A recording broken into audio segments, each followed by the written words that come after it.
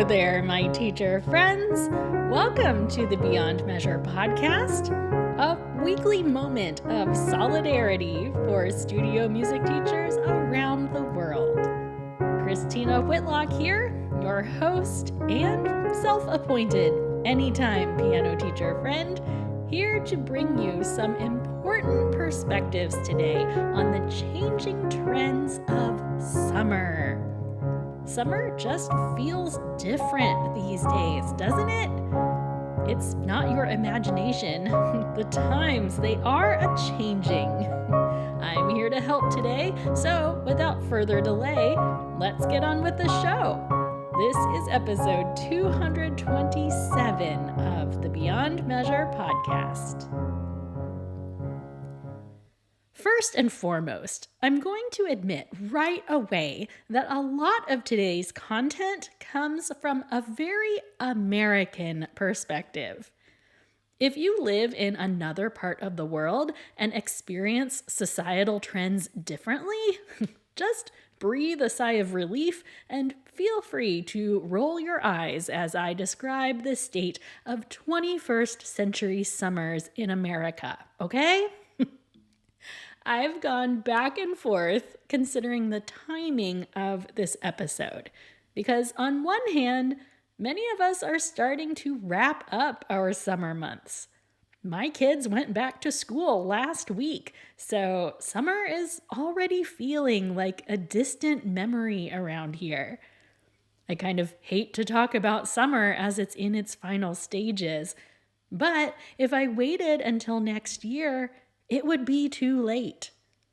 The truth is, friends, the dynamics of summer have been changing for a long time. It's kind of like turning a kaleidoscope.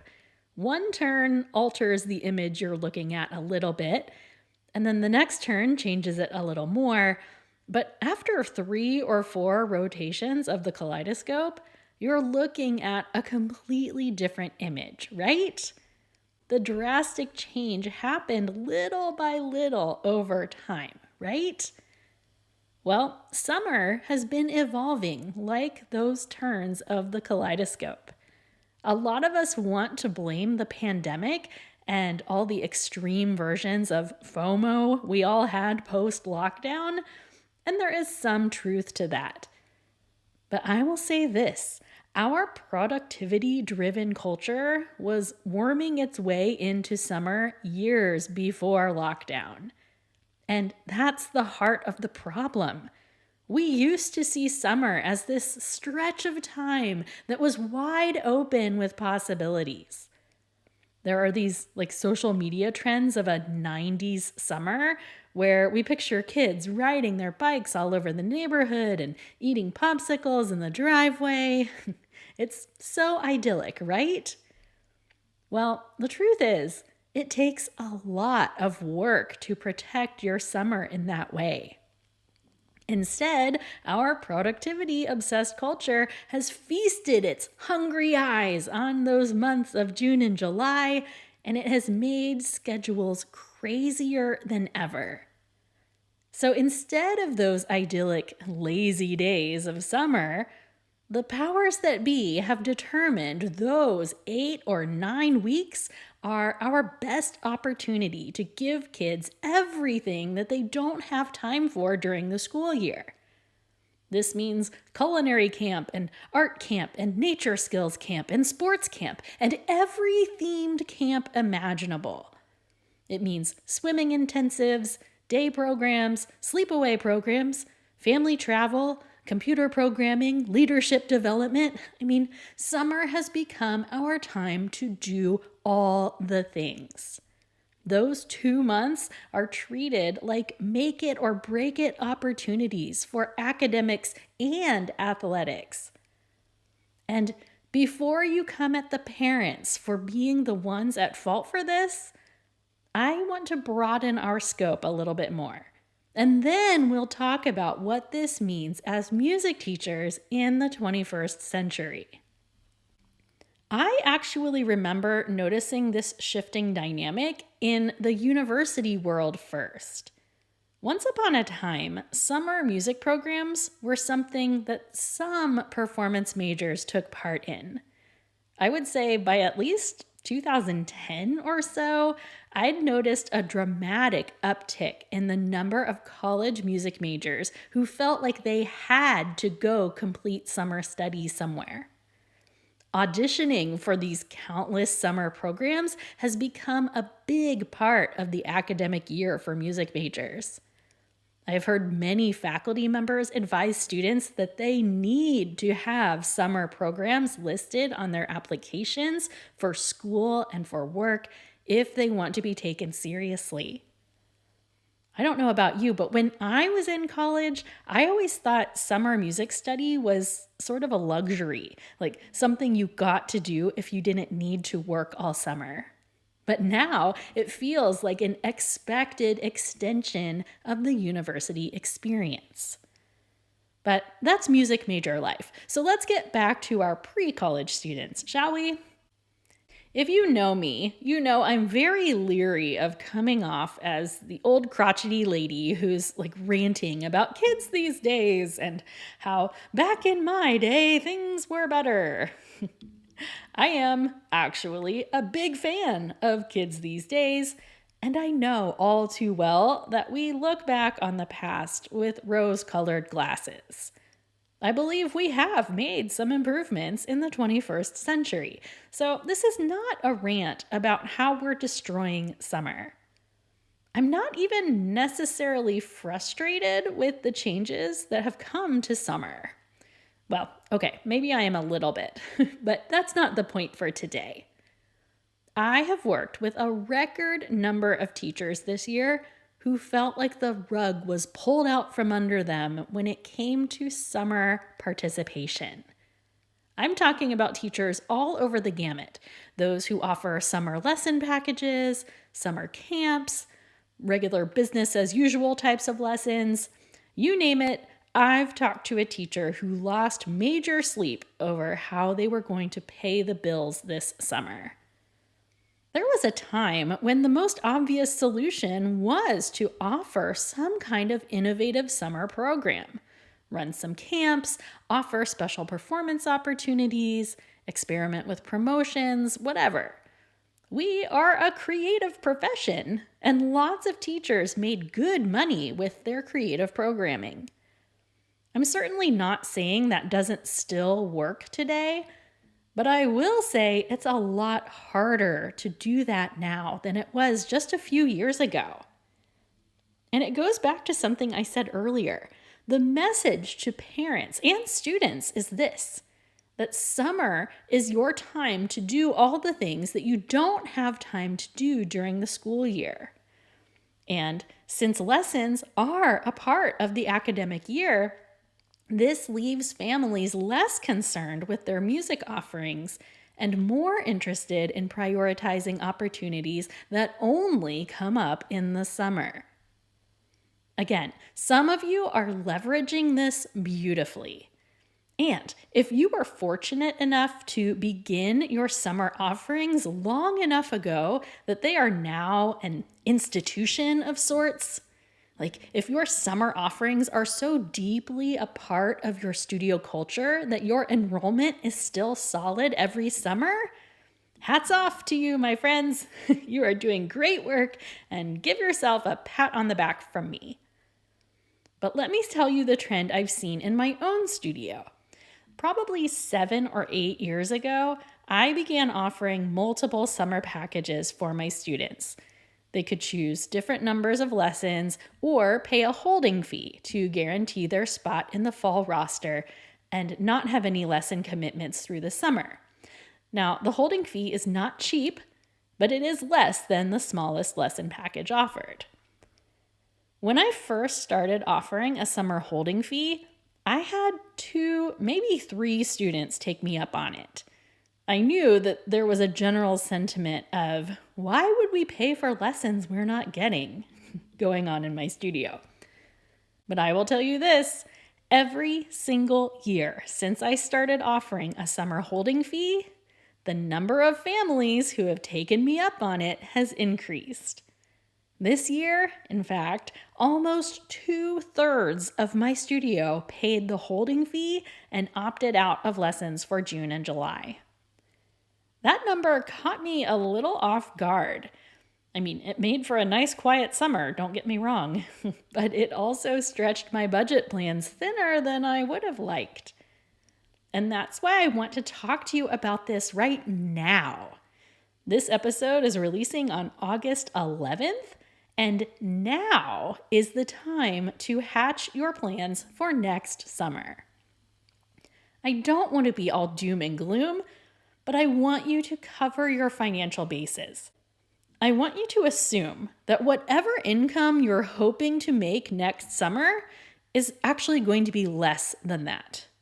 I'm a big fan of plan for the worst and hope for the best, right? Well, that's basically my advice for you today. Here's the economic aspect of this whole manic summer problem.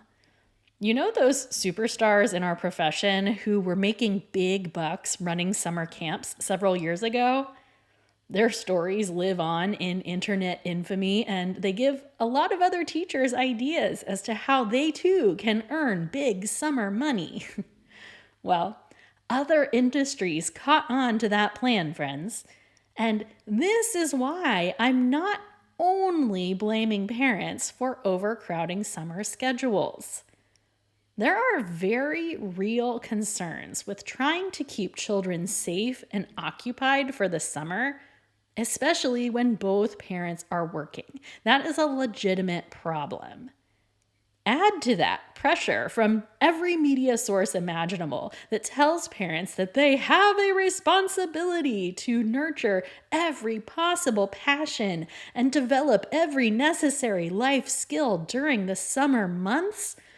And then top that with every industry trying to make quick summer money on specialized camp offerings.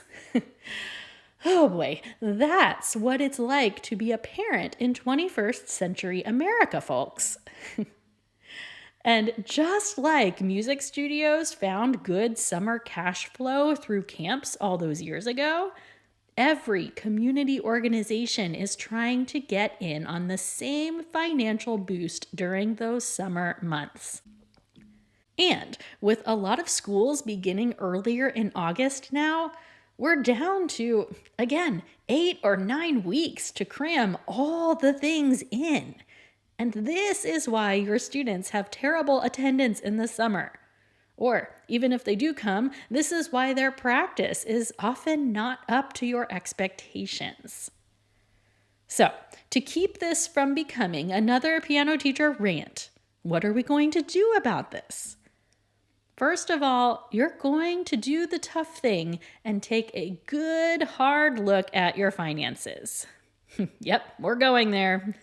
You are going to decide how much income you are going to need for those summer months. And then you're going to figure out how you can squirrel that away throughout this year. Now, don't be like me, friends, because this is what tends to happen to me every year. I think I'm doing great at having a solid summer savings. And then tax time hits in March, and I end up owing way more than I thought I would, and poof, away goes my summer money.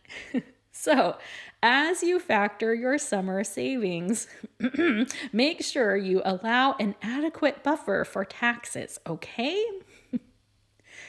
There are other ways to be proactive about this, of course. Some of you have moved to a flat rate 12-month tuition model where parents pay the same rate every month, no questions asked. Likewise, some of you do a 10-month tuition rate where summer offerings are already factored in and you budget accordingly for those remaining 2 months. By no means am I saying to cancel any summer offerings that you have planned. I mean, far from it.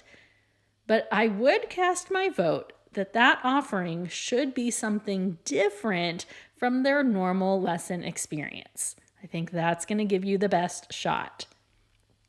Aside from budgeting throughout the year and reconsidering tuition structures and reimagining your summer offerings, I'll just say this. There is no shame in taking on different work for those summer months. It can actually be quite refreshing. This is something Melissa Slocum and I talked about last summer in episode 178. Melissa is the poster child for summering differently, and I just love her take on this subject. I've taken extensive mental notes on her summer plans, and I think she's really on to something. I will link episode 178 in the show notes for today's episode so you can go back and listen to our conversation about how she summers in Door County. Suffice to say, mixing things up and doing something other than teaching in the summer months can be an enlightening and rejuvenating experience. It doesn't mean you're failing as a teacher. In fact, it's giving you another lens to apply to the world, and that will only help your teaching in the long run. So, friends, that's the gist of what I wanted to share with you today. If you felt like summer was a struggle in terms of enrollment or commitment, scheduling, any and all of the above, you are not alone. It's not you, it's the state of summer. Your studio families are not purposely prioritizing other experiences. They're just buying into the scarcity hype of summer. Years ago, there was this big push online about how we parents only get 18 summers with our kids. 18 summers and they're gone. Do you know how much that messes with a parent's brain? Do you know the pressure that puts on every moment of every summer day? I just hate it. There is so much guilt and pressure on parents to give our children every opportunity. I try hard not to fall for it, but I'm a sucker too. And let's not forget this, the kids we have in piano lessons are especially the joining type. They are often the kids who have a lot of interests and want to explore a lot of things. So what are we supposed to do? Child psychologists will actually say this is a good thing. Lisa D'Amour, who is an expert in teens, who I adore, says that she wants kids to, quote, belly up to the extracurricular buffet. Adolescents and teens should be trying lots of things. It's actually very healthy. The question is, are we going to be the ones drawing lines in the sand? Are we going to be the joy killers who make demands of our students and end up pushing them out the door? Will we win the battle but lose the war? Maybe we won't even win the battle. I don't know. Anyway, this could easily spiral out on me here, so I'd better wrap us up with a toast right now. Studio teacher friends from all around the world, today we raise our glasses and ponder the evolution of summer. May we continue to bring about life-changing musical study while also adapting to the changing world around us. Let's embrace the importance of asking uncomfortable questions and normalize experimentation as we look for the best paths forward. I celebrate the resilience of the music teaching profession with each of you today and say, hear, hear. Thanks for joining me today for this wandering thought process through 21st century American summers. If you live in another part of the world, I would love to know if you experience any of the same trends. Maybe we just sound totally crazy over here. I don't know. If you're listening on Spotify, you can leave a comment directly on this episode, or you can always email me at hello@christinawhitlock.com. Let me offer up a special thank you to my super friends on Patreon. This show is only possible due to their support. And And if you would like to ensure that these episodes keep coming your way, I'd love to see you become a Beyond Measure super friend. That link is in today's show notes, or you can simply head to christinawhitlock.com/support. Thanks a million, super friends. I'll be back in your ears next week. Onward and upward.